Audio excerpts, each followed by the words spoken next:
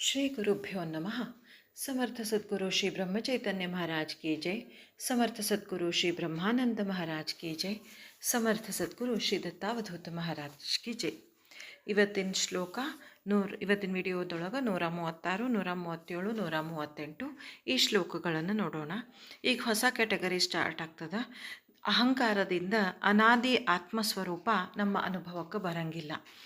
ಇದು ಈ ಕ್ಯಾಟಗರಿ ಹೆಂಗದ ಅಂದ್ರೆ ಭಾಳ ಅದ್ವೈತದ ಕಡೆ ಕರ್ಕೊಂಡು ಹೋಗ್ತಾರೆ ನಮ್ಮನ್ನು ಶ್ರೀ ಸಮರ್ಥ ಗುರುಗಳು. ಅಂದ್ರೆ ಭಗವಂತ ಹೊರಗೆಲ್ಲೂ ಇಲ್ಲ, ಅನಾದಿಯಾಗಿ ಆತ್ಮಸ್ವರೂಪನಾಗಿ ನಿಮ್ಮ ಒಳಗಿದ್ದಾನ. ನೀವು ಅವನ್ನ ಅನುಭವ ಮಾಡ್ಕೋಬೇಕು ಅಂತಂದ್ರೆ ಯಾವ್ಯಾವುದು ನಮಗೆ ಅಡ್ಡು ಬರ್ಲಿಕ್ಕತ್ತಾವ. ಅಹಂಕಾರ ಅನ್ನೋದು ಒಂದು ಅಡ್ಡು ಬರ್ತದೆ, ಭಯ ಅನ್ನೋದು ಒಂದು ಅಡ್ಡು ಬರ್ತದೆ, ಸಕಾಮ ಕರ್ಮಗಳ ಅಡ್ಡು ಬರ್ತಾವ.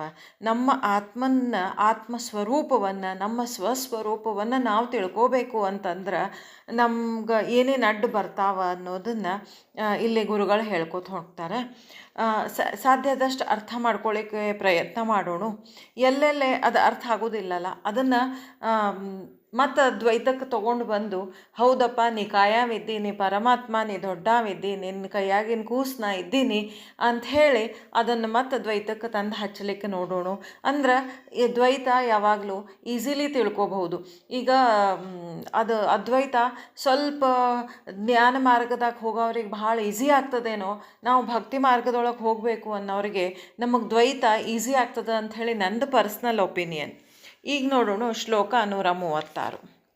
ಭಯೇ ವ್ಯಾಪಿಲೆ ಸರ್ವ ಬ್ರಹ್ಮಾಂಡ ಹೇ, ಭಯಾತೀತತೆ ಸಂತ ಅನಂತ ಪಾಹೆ, ಜಯಾ ಪಾಹತಾದ್ವೈತ ಕಾಹಿ ದಿಸೇನ, ಭಯ ಮಾನಸೇ ಸರ್ವಥಾಹಿ ಅಸೇನ.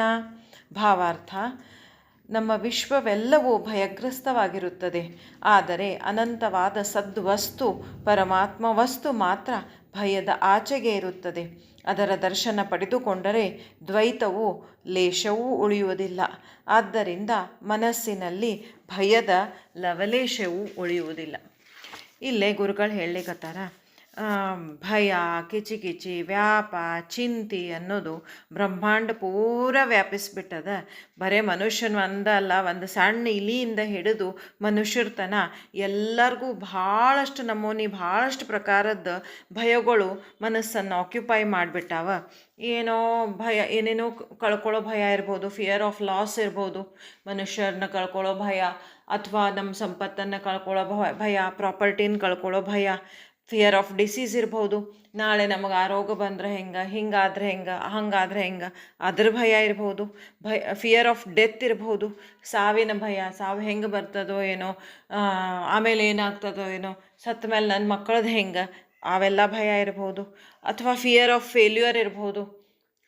ಆಮೇಲೆ ಫಿಯರ್ ಆಫ್ ಫ್ಯೂಚರ್ ಇರ್ಬೋದು. ಒಬ್ಬ ವರ್ಕಿಂಗ್ ಪರ್ಸನ್ ಇದ್ರೆ ಅವಾಗ ನಾ ಜಾಬ್ ಎಲ್ಲಿ ಕಳ್ಕೊತೀನೋ ಅನ್ನೋ ಭಯ ಇರ್ತದೆ. ಸ್ಟೂಡೆಂಟ್ಸಿಗೆ ಎಕ್ಸಾಮದ ಭಯ. ಒಬ್ಬ ಪೊಲಿಟಿಷಿಯನ್ ಇದ್ರೆ ಅವಾಗ ಅಧಿಕಾರ ಕಳ್ಕೊಳ್ಳೋ ಭಯ. ಆದ್ರೆ ಇದು ನಮ್ಮ ಗುರುಗಳು ಹೇಳ್ತಾರೆ, ಇದೆಲ್ಲನೂ ಮೀರಿ ಸಂತರು ಅನ್ನೋರು ಏನಿರ್ತಾರಲ್ಲ, ಅವರು ಭಯಾತೀತ ಇರ್ತಾರೆ. ಯಾಕೆ ಅವ್ರು ಭಯಾತೀತ ಇರ್ತಾರಂದ್ರೆ, ಪ್ರತಿಯೊಂದು ತಮ್ಮ ದೇಹ, ತಮ್ಮ ಪ್ರಪಂಚ ಎಲ್ಲವನ್ನು ಭಗವಂತಗೆ ಒಪ್ಪಿಸಿ ಇಷ್ಟು ದೃಢ ವಿಶ್ವಾಸದಿಂದ ಭಗವಂತ ನಂಬಿರ್ತಾರಲ್ಲ, ಏನಾರೇ ಆಗಲಿ ಅದು ಅವನ ಇಚ್ಛಾದಿಂದನ. ತೇನ ವಿನ ತಣಪಪಿ ನ ಚಲತಿ. ಅಷ್ಟು ನಾನು ಫರ್ಮ್ ಬಿಲೀವ್ ಮಾಡೀನಿಲ್ಲೋ, ನನ್ನ ತಂದೆ ತಾಯಿ ಆಗಿ ನನಗೊಂದು ಪ್ಲ್ಯಾನ್ ಮಾಡಾವ ಇದ್ದಾನಿಲ್ಲ, ಡಿವೈನ್ ಪ್ಲ್ಯಾನ್ ಅದ ಇಲ್ಲೋ ಒಂದು, ಅವ ನಂದೇನೋ ಪ್ಲ್ಯಾನ್ ಮಾಡ್ಲಿಕ್ಕತ್ತಾನ. ಏನು ಪ್ಲ್ಯಾನ್ ಮಾಡ್ಲಿಕ್ಕತ್ತಾನಂದ್ರೆ ಅದು ನನ್ನ ಉದ್ಧಾರಕನ ಅದ ಅಂಥೇಳಿ ಇಷ್ಟು ಕಂಪ್ಲೀಟ್ ಫೇತ್ ಮಾಡಿಬಿಟ್ವಿ ಅಂತಂದ್ರೆ ಅಲ್ಲೇ ಭಯ ಅನ್ನೋದು ಎಲ್ಲಿ ಉಳಿತದ. ಇಲ್ಲೇ ಸ್ವಲ್ಪ ಗುರುಗಳು ಏನು ಹೇಳ್ತಾರೆ, ಸಂತರು ದೇಹಭಾವ ಮೀರಿ ಆತ್ಮದೊಳಗೆ ನೆಲೆ ನಿಂತಾಗ ಅಲ್ಲಿ ದ್ವೈತ ಇಲ್ಲೇ ಇಲ್ಲ. ಅವ್ರು ದೇಹಭಾವ ಮೀರಿ ಹೋಗ್ಬಿಡ್ತಾರೆ.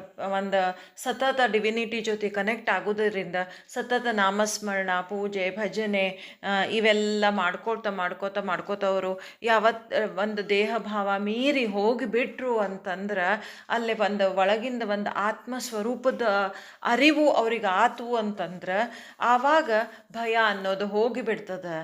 ಆತ್ಮಸ್ವರೂಪದ ಅರಿವಂದ್ರೆ ಅದು ಆತ್ಮ ಅನ್ನೋದು ಅದಕ್ಕೆ ಏನೂ ಯಾವುದೂ ಬಾಧಿಸ್ಲಿಕ್ಕೆ ಸಾಧ್ಯ ಇಲ್ಲ. ಹೀಗಾಗಿ ಭಯದ ಇದು ಹೋಗೇ ಬಿಡ್ತದೆ. ಆದ್ರೆ ಆ ಆತ್ಮದ ಅರಿವು ಮಾಡ್ಕೊಳ್ಬೇಕು ಅನ್ನೋದು ಭಾಳ ಈಸಿ ಮಾರ್ಗ ಇಲ್ಲ, ಅದು ಸ್ವಲ್ಪ ಡಿಫಿಕಲ್ಟ್ ಮಾರ್ಗನ ಅದ. ಅದಕ್ಕೆ ನಾವು ಏನು ತಿಳ್ಕೊಳ್ಳೋಣ, ಎಲ್ಲನೂ ನಮ್ದು ಏನದಲ್ಲ, ನಮ್ಮ ಸುಖ ದುಃಖ ಎಲ್ಲನೂ ಪರಮಾತ್ಮಗೆ ಒಪ್ಪಿಸ್ಬಿಡೋಣ. ಪರಮಾತ್ಮನ ಪ್ರೀತಿ ಬಿಟ್ಟು ಬೇರೆ ಯಾವುದೇ ಉದ್ದೇಶಕ್ಕೆ ಯಾವುದೋ ಕರ್ಮ ಮಾಡೋದು ಬೇಡ. ನಿಷ್ಕಾಮ ಕರ್ಮಕ್ಕೆ ಭಾಳ ಮಹತ್ವದ. ನಾವು ಒಂದು ಏನು ಮಾಡಿ ಹಾಕ್ತೀವಿ ಅದು ಪರಮಾತ್ಮನ ಪ್ರೀತಿ, ಪರಮಾತ್ಮನ ಸೇವೆ. ನಾವು ಮನ್ಯಾಗ ಒಂದು ಅಡುಗೆ ಮಾಡ್ತೀವಿ ಅದು ಪರಮಾತ್ಮನ ಸೇವೆ. ನಾವೇನೋ ಹೊರಗೊಂದು ಕೆಲಸ ಮಾಡ್ತೀವಿ ಅದು ಪರಮಾತ್ಮನ ಸೇವೆ. ನಾವು ಏನು ಮಾಡ್ತೀವಿ ಅದನ್ನು ಪರಮಾತ್ಮಗೆ ಜೋಡಿಸಿ ಅವನ ಹತ್ರ ಏನೂ ಕೇಳ್ಕೊಳ್ಳೋದು ಬೇಡ. ಇಲ್ಲೇ ಗುರುಗಳು ಒಂದು ನಾವು ದ್ವೈತಕ್ಕೆ ಜೋಡಿಸಿದ್ರೆ ಈ ರೀತಿ ಜೋಡಿಸ್ಬಹುದು ಅಂತ ಹೇಳಿ ಎಲ್ಲೋ ನನಗೆ ಅನ್ನಿಸ್ತದ. ಒಂದು ಇನ್ಫೈನೈಟ್ ಕಾನ್ಷಿಯಸ್ ನಮ್ಮ ಒಳಗಿರೋದು ಅದು ಹೊರಗೂ ಅದ. ಅದನ್ನು ನಾವು ಪರಮಾತ್ಮ ಅಂತ ಕರಿತೀವಿ ದ್ವೈತ ಭಾವದಿಂದ ನೋಡಿದಾಗ. ಅದ್ರ ಏನು ಹೇಳ್ತಾರೆ, ನಾವೇನೇನೋ ಕೇಳ್ಕೊತಿರ್ತೀವಿ. ನಮ್ಮ ಅಗದಿ ಸಣ್ಣ ಲಿಮಿಟೆಡ್ ಇದು ಪ್ರಪಂಚ. ಭಾಳ ಅಂದ್ರೆ ನಮ್ಮ ಆಯುಷ್ಯ ಎಷ್ಟು 70-80 ವರ್ಷ ಇಲ್ಲಿ ಬದುಕಿರ್ತೀವಿ. ಅಷ್ಟಕ್ಕೆ ಇದನ್ನ ಇಷ್ಟು ಸೀರಿಯಸ್ ಆಗಿ ತೊಗೊಂಡು ಇಲ್ಲನೂ ಅದು ಆಗಬೇಕು, ಹಂಗಾಗಬೇಕು, ಹಿಂಗಾಗಬೇಕು ನಾವ ಒಂದೆಲ್ಲ ಆ ಡಿವೈನ್ ಪ್ಲ್ಯಾನಿಗೆ ಬಿಡಲಾರ್ದ ನಾವ ಎಲ್ಲನೂ ಹಿಂಗೆ ಮಾಡಪ್ಪ ಭಗವಂತ, ಹಿಂಗೆ ಮಾಡಪ್ಪ ಭಗವಂತ, ಹಿಂಗೆ ಮಾಡಪ್ಪ ಅಂತ ಹೇಳಿ ಬರೇ ಒಂದು ಕಾಮ್ಯ ಭಕ್ತಿನ ಆಗ್ತದೆ. ನಿಷ್ಕಾಮ ಕರ್ಮ, ನಿಷ್ಕಾಮ ಭಕ್ತಿ ಇಲ್ಲೇ ಇಲ್ಲ. ನಿಷ್ಕಾಮ ಭಕ್ತಿಗೆ, ನಿಷ್ಕಾಮ ಕರ್ಮಕ್ಕೆ ಭಾಳ ಮಹತ್ವದ ಅಂತ ಹೇಳ್ತಾರೆ ಗುರುಗಳು. ಈಗ ಎಲ್ಲಾನು ಕೊಟ್ಟಾನ ಸ್ವಾಮಿ ಭಗವಂತ ನಮಗೆ. ನಾ ಕೇಳಿದ ಮೇಲೆ ಕೊಟ್ಟಾನ ಇಲ್ಲ, ಎಲ್ಲಾನು ಪ್ರತಿಯೊಂದನ್ನು ಕೊಟ್ಟಾನ. ಯಾವ ಕಾಲಕ್ಕೆ ಏನು ಕೊಡಬೇಕು, ಯಾವ ಕಾಲಕ್ಕೆ ಏನು ಕೊಟ್ಟು ನಾನು ಉದ್ಧಾರ ಮಾಡಬೇಕು ಅನ್ನೋದು ಅವು ಗೊತ್ತು ಅದ. ಆ ಕಾಲಕ್ಕೆ ಅದನ್ನು ಕೊಟ್ಟು ನಮ್ಮನ್ನು ಅನುಗ್ರಹಿಸ್ತಿರ್ತಾನಪ್ಪ ಅನ್ನೋ ಪೂರ್ಣ ನಂಬಿಕೆಯಿಂದ, ಪೂರ್ಣ ಶ್ರದ್ಧಾದಿಂದ ನಿಷ್ಕಾಮ ಕರ್ಮ ಮಾಡೋಣ. ನಿಷ್ಕಾಮ ಕರ್ಮ ನಮ್ಮ ಕೈಯಾಗ ಏನದ ಅಂದ್ರೆ ನಾಮಸ್ಮರಣ ಮಾಡೋದು, ಅವನ ಗುಣಗಾನ ಮಾಡೋದು, ಅವನ ರೂಪದ ನೆನಪು ಮಾಡ್ಕೊಳ್ಳೋದು. ನಮ್ಮ ಏನು ಬಾಕಿ ವಿಚಾರ ಮಾಡೋದ ಬೇಡ ಅಂತ ಅನಿಸ್ತದೆ. ನಮ್ಮ ಬುದ್ಧಿ ಎಷ್ಟದ, ಒಂದು ಸಣ್ಣ ಸಣ್ಣ ಸಣ್ಣ ಇರಬೇಕಿಂತ ಸಣ್ಣದು, ಒಂದು ಸಣ್ಣ ಆ್ಯಟಮ್ನಷ್ಟು ಬುದ್ಧಿ ನಮ್ಮದು. ಅದನ್ನು ಇಟ್ಕೊಂಡು ನನ್ನ ಕಣ್ಮುಂದೆ ಕಾಣೋ ಒಂದು 2 ಪ್ರಾಬ್ಲಮ್ಸನ್ನು ಕೇಳ್ತೀನಿ. ನನಗೆ ಹಿಂಗಾಗಬೇಕಾಗಿದಪ್ಪ, ಹಿಂಗೆ ನನ್ನ ಮಕ್ಕಳು ಚಂದ ದೊಡ್ಡ ನೌಕರಿಗೆ ಹೋಗಲಿ, ನನ್ನ ಸಾಕಷ್ಟು ಐಶ್ವರ್ಯ ಇರಲಿ, ನಾ ಸಾಯೋ ತನಕ ಆರಾಮಿರಲಿ. ನನ್ನ ಕಣ್ಣಿಗೆ ಮುಂದೆ ಕಾಣು 4-6 ಪ್ರಾಬ್ಲಮ್ಸಿಗೆ ಅವ್ನು ಭಗವಂತಕ್ಕೆ ಪೀಡಿಸ್ತೀನಿ. ಹಂಗೆ ಮಾಡಪ್ಪ, ಹಿಂಗೆ ಮಾಡಪ್ಪ, ಇದ್ರ ಏನೂ ಆಗ್ಲಾರ್ದಂಗೆ ಮಾಡಪ್ಪ, ಇದು ಹಿಂಗೆ ಮಾಡಪ್ಪ. ಅವನಿಗೆ ಇನ್ಸ್ಟ್ರಕ್ಷನ್ಸ್ ಕೊಟ್ಕೋತಾ ಹೋಗೋದು. ನೀ ಹಿಂಗೆ ಮಾಡು, you do this, don't do this. ನಾವು ಹೆಂಗೆ ನಮ್ಮ ಮಕ್ಕಳಿಗೆ, ಸಣ್ಣ ಸಣ್ಣ ಮಕ್ಕಳಿಗೆ always we will be telling do's and don'ts ಅಲ್ಲ. ಹಂಗೆ ನಾವೇನು ಮಾಡ್ತಿರ್ತೀವಿ, ಭಗವಂತಗೂ ಹಿಂಗೆ ಮಾಡಪ್ಪ, ನೀ ಹಿಂಗೆ ಮಾಡಿದ್ರೆ ಚಲೋ ನೋಡು, ಹಿಂಗೆ ಮಾಡಿಬಿಡಪ್ಪ, ಇದೊಂದು ಹಿಂಗೆ ಮಾಡಿಬಿಡಪ್ಪ, ಮತ್ತು ಇದು ಹಿಂಗೆಲ್ಲರೂ ಮಾಡಿಗಿಡಿಯಪ್ಪ, ಹಿಂಗೆ ಮಾಡ್ಬೇಡ. ನಾವು ಎಷ್ಟರವ್ರಿ ಅವಾಗ ಇನ್ಸ್ಟ್ರಕ್ಷನ್ಸ್ ಕೊಡೋರು. ಇಲ್ಲ ನಮ್ಮ ಅಲ್ಪ ಬುದ್ಧಿಗೆ ಏನು ತಿಳಿತದೆ ಅದರಿಂದ ಇನ್ಸ್ಟ್ರಕ್ಷನ್ಸ್ ಕೊಟ್ಕೋತ ಹೋಗೋದು. ಆದ್ರೆ ಏನೂ ಗೊತ್ತಿಲ್ಲ ನನಗೆ ನಾಳೆ ಏನು ಪ್ರಾಬ್ಲಮ್ಸ್ ಬರ್ಲಿಗತ್ತಾವ ಗೊತ್ತಿಲ್ಲ, ಏನು ಪ್ರಾಬ್ಲಮ್ಸ್ ಬರುವವ.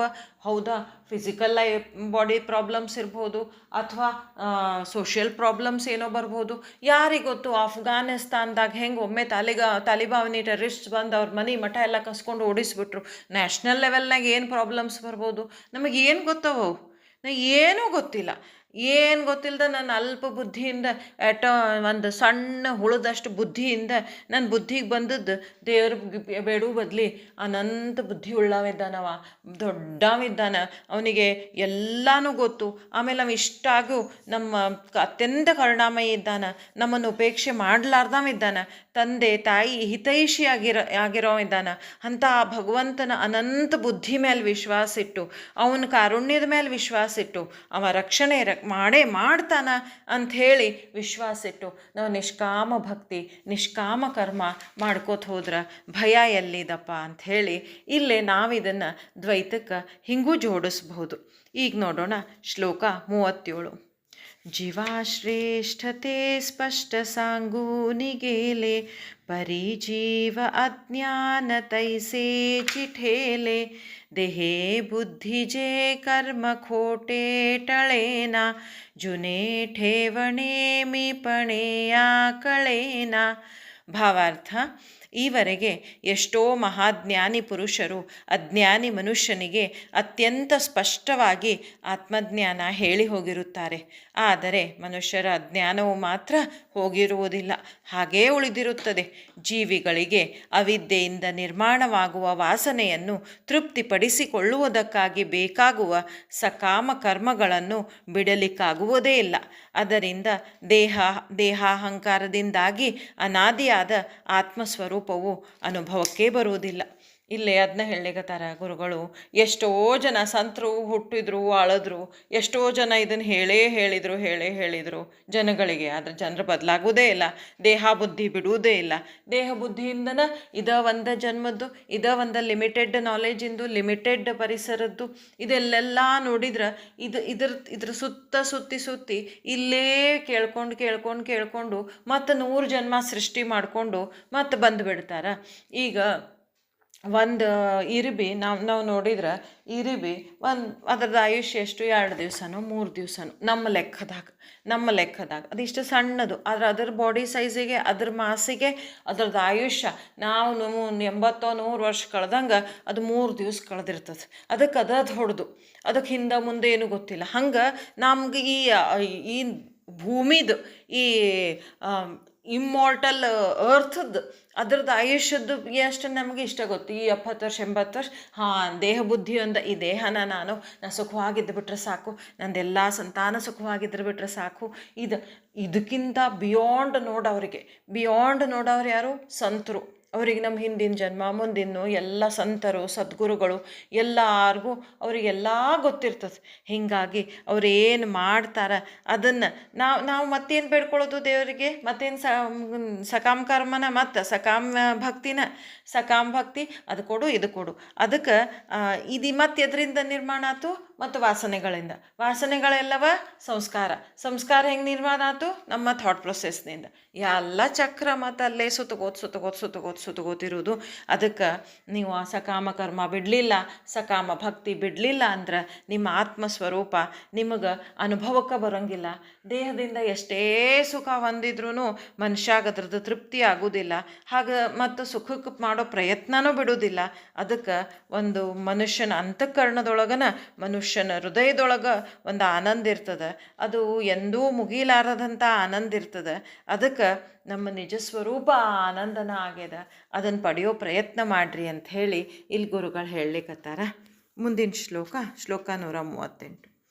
ಭ್ರಮೇನಾಡಳೆ ವಿತ್ತತೆ ಗುಪ್ತಜಾಲೆ जीवा जन्म दारिद्र्य ठाकू नियाले देहे बुद्धीचा निश्चयो जाटलेना जुने ठेवणे मीपಣೆಯ ಕಳೇನ. ಭಾವಾರ್ಥ: ನಮ್ಮದೇ ಆದ ಧನವು ಕಳೆದು ಹೋದದ್ದಾಗಿ ನಮ್ಮ ಭ್ರಮೆಯಿಂದಾಗಿ ಅದು ನಮಗೆ ಸಿಗುವುದಿಲ್ಲ. ಆದ್ದರಿಂದ ನಮಗೆ ಜೀವನವೆಲ್ಲ ದಾರಿದ್ರ್ಯ ಅನುಭವಿಸಬೇಕಾಗುತ್ತದೆ. ನಮ್ಮಲ್ಲಿ ದೇಹೋ ಅಹಂ ಬುದ್ಧಿಯು ಅತ್ಯಂತ ಗಟ್ಟಿಯಾಗಿ ಕುಳಿತಿರುತ್ತದೆ. ಆದ್ದರಿಂದ ದೇಹಾಹಂಕಾರದಿಂದಾಗಿ ಅನಾದಿಯಾದ ಆತ್ಮಸ್ವರೂಪವು ಏನೇ ಮಾಡಿದರೂ ಅನುಭವಕ್ಕೆ ಬರುತ್ತಿಲ್ಲ. ಇಲ್ಲಿ ಗುರುಗಳು ಹೇಳ್ತಾರೆ, ನಾವೆಲ್ಲರೂ ಅಂದ್ರೆ ನಮ್ಮ ಪ್ರತಿಯೊಂದು ಜೀವಿಯ ಮನಸ್ಸೊಳಗೂ ಮನಸ್ಸಿನ ಹಿಂದೆ ಸಾಕ್ಷಿ ಭಾವದಿಂದ ಆ ಒಂದು ಆತ್ಮ ಅನ್ನೋದದ. ಅದು ಬರೇ ದೃಷ್ಟ, ಅದು ಬರೇ ನೋಡೋದದು. ನಮ್ಮ ಮನಸ್ಸೊಳಗೆ ಯಾವ ವಿಚಾರಗಳು ಹೇಳಲಿಕ್ಕತ್ತಾವ, ನಾವೇನು ಕರ್ಮಗಳನ್ನು ಮಾಡ್ಲಿಕ್ಕತ್ತೀವಿ ಅದಕ್ಕೆ ಸಾಕ್ಷೀಭೂತವಾಗಿ ಆ ಆತ್ಮ ನಿಂತದ. ಚಿತ್ರಗುಪ್ತ ಅನ್ನವ ಎಲ್ಲೋ ಆಕಾಶದಾಗ ಯಾವುದೋ ಒಂದು ಯಮಲೋಕ ಅಲ್ಲಿಲ್ಲ. ನಮ್ಮ ಮನಸ್ಸು ಅನ್ನೋದು, ನಮ್ಮ ಮನಸ್ಸಿನ ಹಿಂದಿರೋ ಈ ಆತ್ಮ ಅನ್ನೋದು ಅದು ನಮ್ಮ ಚಿತ್ರಗುಪ್ತ. ಅದಕ್ಕೆ ಚಿತ್ರಗುಪ್ತವಾಗಿರ್ತದ ಚಿತ್ತಗುಪ್ತ. ಅದು ಏನು ಮಾಡ್ತಿರ್ತದೆ, ನಾವು ಏನೇನು ಕರ್ಮಗಳನ್ನು ಮಾಡ್ತೀವಿ ಅದ್ರ ನೋಡ್ಕೋತ ದೃಷ್ಟ ಇರ್ತದಂಥದ್ದು. ಆಮೇಲೆ ಅದು ನೋಡ್ಕೋತ ಹೋಗ್ಬಿಡ್ತದೆ. ನಾವು ಬರೇ ದೇಹೋಹಂ ಅಂದ್ಕೊಂಡು ದೇಹನ ನಾನು ಅಂತ ಅಂದ್ಕೊಂಡು ನಾನು ಕರ್ತ, ನಾನು ಭೋಗ್ತಾ ಇದ್ದೀನಿ, ನನ್ನ ಕೈಯಾಗೇ ಏನೂ ಇಲ್ಲ, ನಾನು ಪರತಂತ್ರ, ನಾನು ಸಂಸಾರಿ, ನಾ ಜೀವ, ಇತ್ಯಾದಿ ಇತ್ಯಾದಿ ಇತ್ಯಾದಿ ಎಲ್ಲ ಫೀಲಿಂಗ್ಸ್ ತೊಗೊಂಡು ನಾ ಇಷ್ಟು ದೃಢ ನಿಶ್ಚಯದಿಂದ ನಾನು ಈ ದೇಹ ಅನ್ನೋದರಿಂದ ಬದುಕ್ತೀವಲ್ಲ, ಅದಕ್ಕೆ ಹೆಂಗಂತಾರೆ ಗುರುಗಳು, ನಿಮ್ಮ ದುಡ್ಡನ್ನು ಕಳ್ಕೊಂಡು ಎಲ್ಲೋ ಇಟ್ಟು ಮರೆತು ಜೀವನ ಪೂರ್ತಿ ದರಿದ್ರತನದೊಳಗೆ ಬದುಕ್ತಿರಲ್ಲ, ಹಂಗಾತಿದು. ನಿಮ್ಮ ಕೈಯಾಗ ಇಷ್ಟು ಶಕ್ತಿ ಅದ, ಅಪರಿಮಿತ ಆನಂದ ಪಡೆಯೋ ಇದದ ನಿಮಗೆ ಮಾರ್ಗ ಅದ. ಆದರೆ ನೀವು ಮನುಷ್ಯ ಜನ್ಮ ತೊಗೊಂಡು ಬಂದದ್ದಕ್ಕೂ ಆ ಮಾರ್ಗದಾಗ ಇಳಿಯುವುದಿಲ್ಲ, ನಾನು ದೇಹ ಅನ್ನೋ ಭಾವನೆ ಬಿಡುವುದಿಲ್ಲ. ಏನು ಮಾಡಿದರೂ ಸಂತರದು ಇವ್ರದ್ದು ಸಾಧುಗಳದು ಅವ್ರು ಹೇಳಿದ್ದು ಉಪಯೋಗ ಮಾಡ್ಕೊಳ್ಳಂಗಿಲ್ಲ. ಮತ್ತು ಹಿಂಗೆ ಎಲ್ಲ ದೇಹವನ್ನು ಸುಖ ಮಾಡ್ಕೊಳ್ಳಿಕ್ಕೆ ಪ್ರಯತ್ನ ಪಟ್ಟು ಒಂದು ದಿವಸ ಸತ್ತು ಹೋಗ್ತೀರಿ ಅಂಥೇಳಿ ಕಳಕಳಿಯಿಂದ ಇಲ್ಲೇ ಗುರುಗಳು ಹೇಳಲಿಕ್ಕತ್ತಾರ. ಜೈ ಜೈ ರಘುವೀರ ಸಮರ್ಥ.